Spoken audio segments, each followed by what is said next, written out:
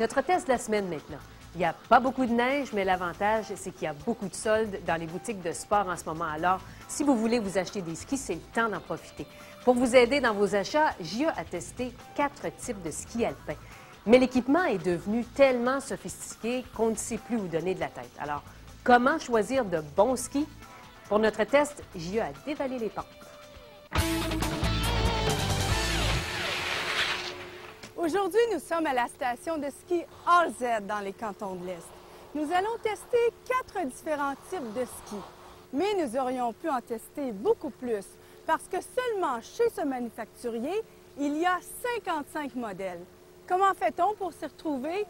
Suivez-nous sur les pentes.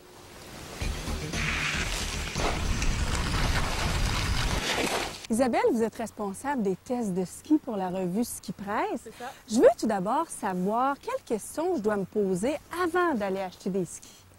La première question qu'on doit se poser, évidemment, c'est d'évaluer, de s'auto-évaluer correctement en tant que skieur.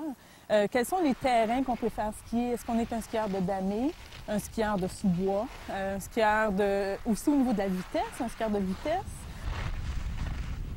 Si je suis débutante et que je veux essayer le ski alpin, comment je dois procéder? Le débutant, le conseil que je peux donner, je crois, c'est souvent, on se laisse influencer, on veut essayer le nouveau sport et on va tenter d'emprunter les skis des amis, de la cousine, de la sœur. Je pense que c'est de vraiment, pour avoir une expérience positive, y aller avec un produit conçu pour le débutant. Un ski qui a une ligne simple, qui est facile à initier. On peut tout simplement louer cet équipement-là pour la première expérience.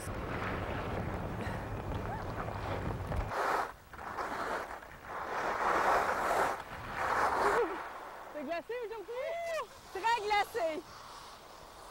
Est-ce que je dois payer très cher quand j'achète une paire de skis? En fait, ça dépend du niveau skieur. Un débutant peut se procurer une paire de skis pour 150 $.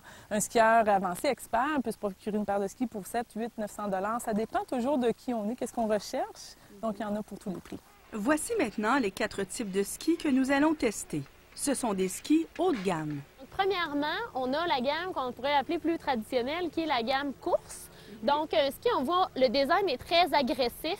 C'est un ski qui a beaucoup de caractéristiques au niveau technique. Ensuite, on pense à une catégorie qui est la catégorie probablement la plus vendue et la plus populaire, principalement dans l'est du pays, ici au Canada. Donc, nous, on l'appelle la gamme active. Donc, ces skis-là, c'est des skis principalement de piste. Ou tout terrain. On a la catégorie ici qu'on appelle la catégorie plus freeride, donc davantage pour la poudreuse. C'est un ski dont la ligne de côte est moins prononcée. Il est plus simple aussi. On a aussi une catégorie qui est de plus en plus populaire, notamment avec, je pense que c'est le snowboard qui a beaucoup inspiré cette catégorie-là. Ce sont des skis qu'on appelle de freestyle, donc davantage orientés vers le parc à neige, les sauts, la demi-lune. Pour tester les skis, nous faisons appel à Nadine Richard et Marc Williams, 2 skieurs intermédiaires. Ils se lancent sur les pentes à 4 reprises en chaussant de nouveaux skis à chaque descente. Premier essai, le ski numéro 1.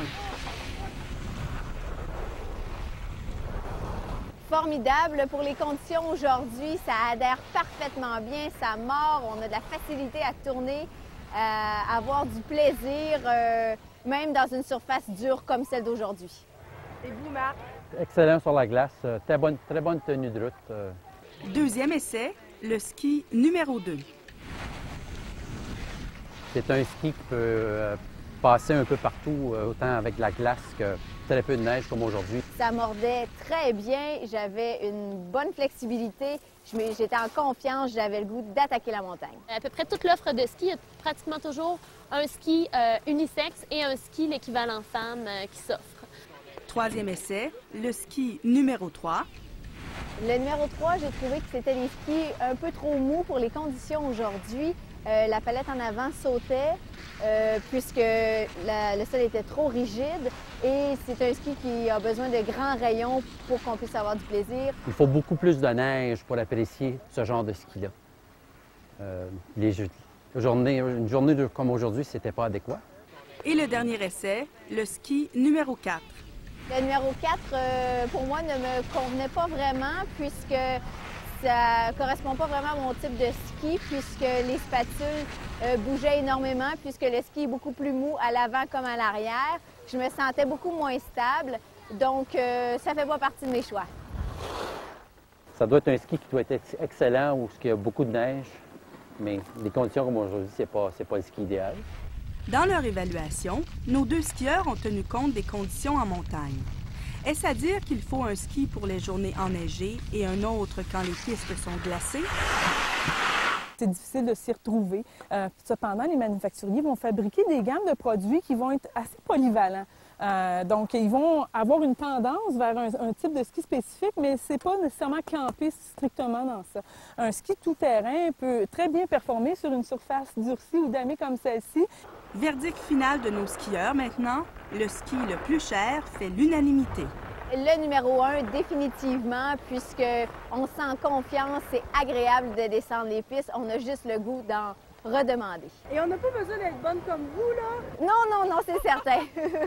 Et vous, Marc? Le Radical, c'est un bon ski.